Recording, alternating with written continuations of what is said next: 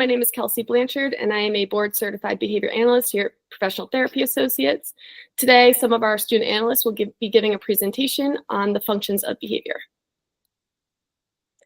Okay, so the four main functions of behavior are attention, escape, access to tangibles, and automatic or sensory. So behaviors happen for a reason and they serve a function for every person. And these are the four main functions, and we could use these functions to help decrease behaviors from occurring in the future. So when we look at functions of behavior, we can use the antecedent, the behavior, and the consequence to help determine the function, usually referred to as ABC. So the antecedent, what happened prior to the behavior of concern. The behavior is the behavior occurring, and then the consequence is what happens immediately following the behavior.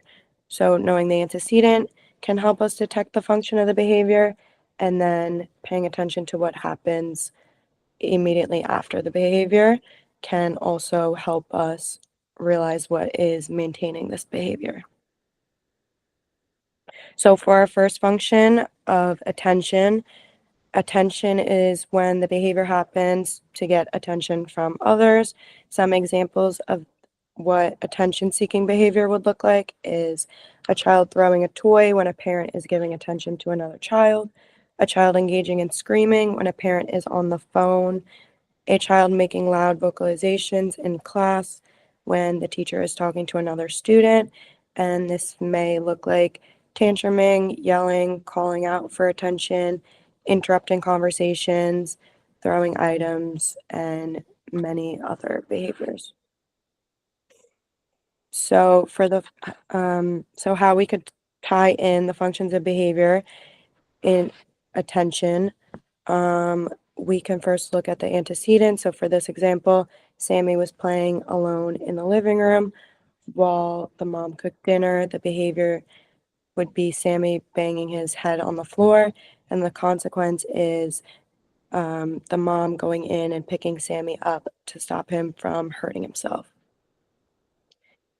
So in this example, the antecedent is Sammy was at the table when I left to start dinner. The behavior is Sammy began banging his head on the floor, and the consequence is I went in and picked Sammy up to stop him from hurting himself.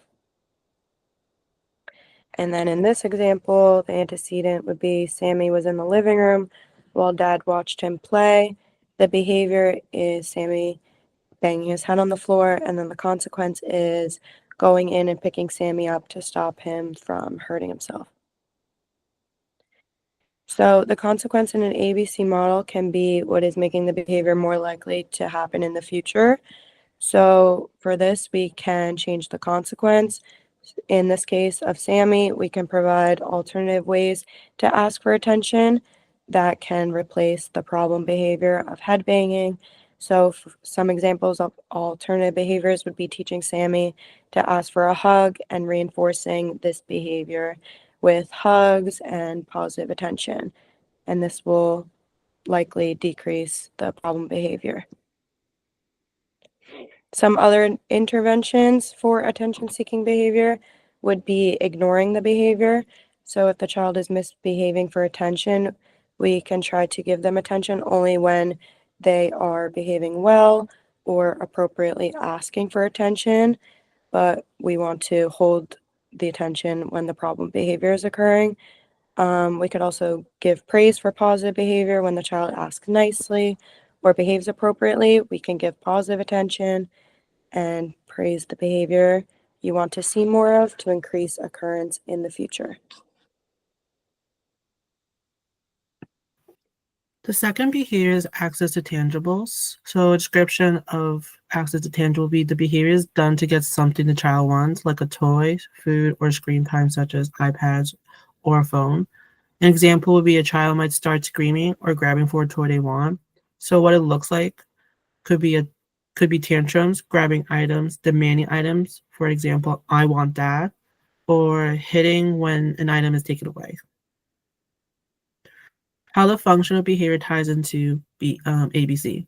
So for an antecedent, Sammy sees an iPad in another room. So the behavior would be Sammy starts crying and reaching towards the direction of the preferred item. And the consequence would be Sammy's parents giving the iPad to them. Another example would be for antecedents, Sammy's mom was putting away groceries and put a box of cookies on the counter. The behavior would be Sammy reached towards the box of cookies and screams for a cookie. And the consequence would be the mom give him the cookie. For the next one would be an antecedent is Sammy's toy is taken away by their sibling. And the behavior would be Sammy goes to grab the toy back by pulling it out of their sibling's hand. And the consequence would be Sammy allowed to keep the toy by their parents. So the consequence in an ABC models can be what is making the behavior more likely to happen in the future. So what can we do? We change the consequences.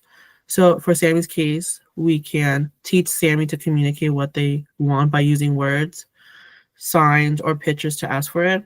We could also reinforce alternative and positive behaviors. So if Sammy gets a cookie when they ask for a cookie in a calm manner, or they could also help their mom put the groceries away. They can also learn to wait. They can wait for their turn with a preferred toy. Some other interventions that parents can do is set clear boundaries, make it clear when the child can have something and when they cannot. They could also teach them waiting skills, so help the child learn to wait for things they want using a timer or visual aids. And also they can use alternatives.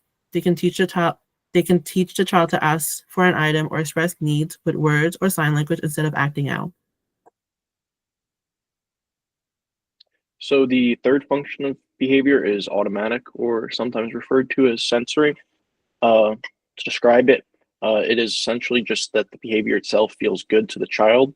They get something out of the behavior internally. A good example of this is a child flapping their hands because it simply feels good to them.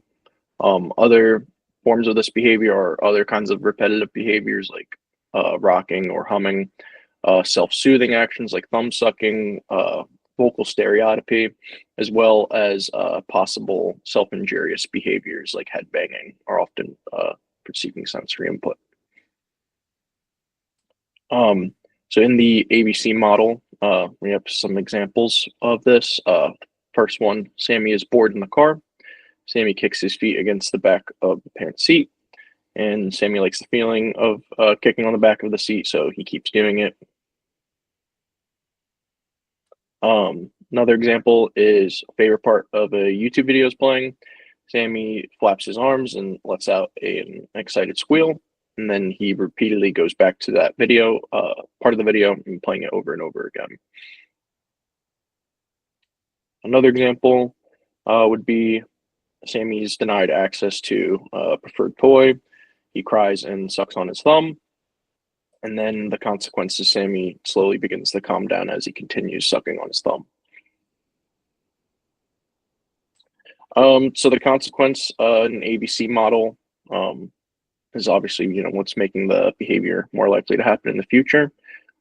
So some ways we can change these consequences are providing sensory activity in the car, touch fidget toys or balls.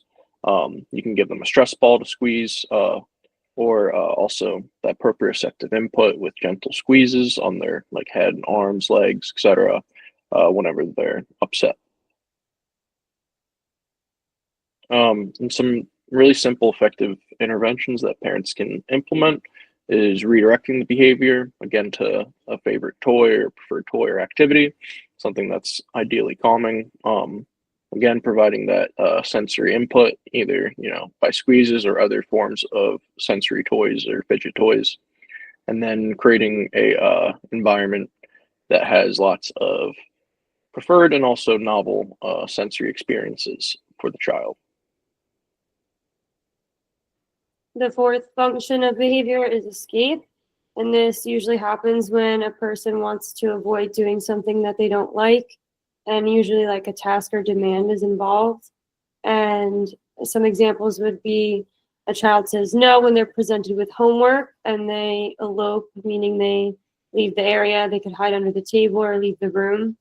a child has a tantrum when told no, sorry, a child's tantrum when told it's time to go to the bathroom, or they throw items and overturn furniture when told to clean up. And this could include tantrums, verbally saying that they don't want to do something, running away from the environment, or engaging in property destruction. So these are some examples of how the functions of behavior tie into ABC. Once again, we have an antecedent of a parent says to do your homework and presents the homework sheet. This is aversive or unpleasant to the child, so they say no, and they swipe the homework off the table. And the consequence would be the parent removes the demand to do homework. Another one, a parent says to clean up the toy. The child says no and throws the toys instead, and the parent removes the demand to clean up. And a third one would be the parent says it's time to go to the bathroom. The child says no and overturns furniture, and the parent removes the demand to go to the bathroom and puts a diaper on instead. So the consequence in an ABC model could be what's making the behavior more likely to happen in the future. Again, we want to change the consequence. So in the case of Sammy, we can provide alternative ways to ask for a break or replace problem behavior. So we can teach Sammy to ask for a break when presented with homework, or ask for help when presented with homework. We can also make the bathroom trip fun by providing edibles like gummy bears or music, so that it doesn't seem as unpleasant.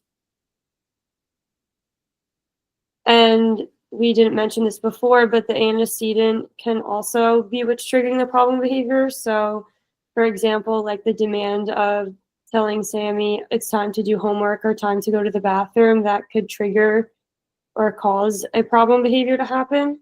So we should change what happens before the behavior to reduce the likelihood of problem behavior in the future.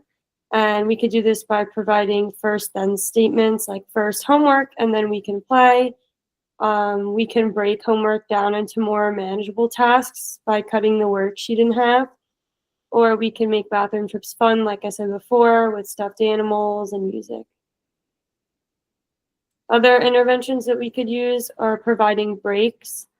Short schedule breaks can help the child manage their stress or frustration.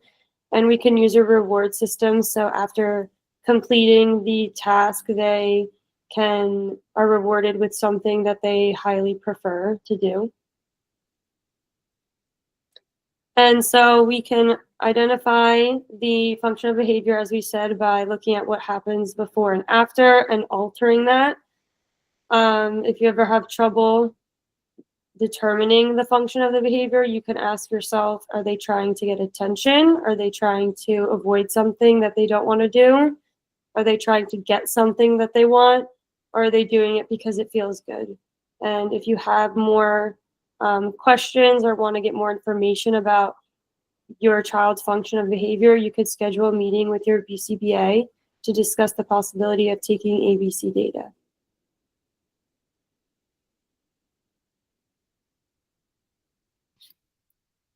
I just want to say thank you to our student analysts for giving a great presentation on understanding the functions of behavior. If you have any questions, you can always reach out to the BCBA. Thank you. How do I stop it recording?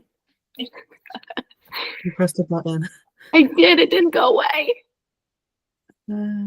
Or am I just recording like 7,000 different ones? Maybe exit out of the slideshow first and then. Yeah. Thank God you guys are here, because This should be part of the bloopers. literally. Oh, I found it.